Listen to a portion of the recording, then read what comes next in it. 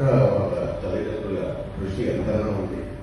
ముఖ్యంగా నేను ఇంకా గమనించాను, ఈ అమ్మాయి స్టేజ్ మీదకి ఎక్కిన తర్వాత వాళ్ళ అమ్మగారు ప్రార్థన చేస్తున్నారు, కళ్ళు మూసుకుని ధనం పెట్టుకుని. ఏం భయం లేదమ్మా, ఇన్హరెంట్ టాలెంట్ ఉంది బాబాయ్కి. దేవుడు ప్రతి ఒక్క హ్యూమన్ బీయింగ్, ప్రతి మనిషి పుట్టినప్పుడు వాళ్ళతో పాటు ఒక టాలెంట్ ఇస్తాడు. అది ఏంటని మనం గుర్తించి దాన్ని ఎంకరేజ్ చేయడమే మన కర్తవ్యం. పిల్లలు చాలా చాలా చక్కగా. Unfortunate thing is that once they come to 9th or 10th, there will be so many dropouts because of the study pressure. కానీ దాన్ని కూడా మనం సంభవం బ్యాలెన్స్ చేయించి, ఓకే సాధారణ గంట చేసే బదులు అరగంట చేయించితే చాలు.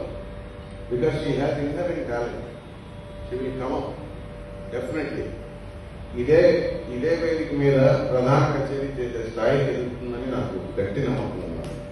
అలాగే పిల్లలందరూ కూడా నిర్ణయాలు పాడుతున్న పిల్లలు చాలా అద్భుతంగా చేస్తున్నారు. అంటే నాకు కర్ణాటక సంగీతం ఏమైపోతుందా అనే ఒక దిగులు మెల్లిమెల్లిగా ఆవిరైపోతుంది. వీళ్ళ చేతుల్లో చాలా గట్టిగా ఉంది కర్ణాటక సంగీతం.